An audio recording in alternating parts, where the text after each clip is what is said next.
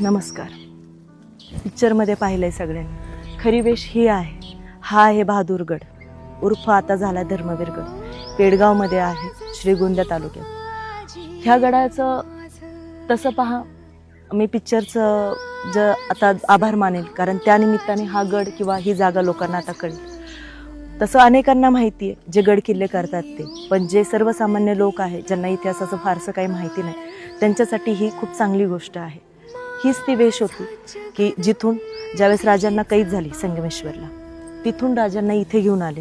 ह्याच तो दरवाजा. आणि इथे तुम्ही सगळे पाहू शकता, इथे राजांची, मी पुढे जाऊन तुम्हाला दाखवते, शिळा आहे.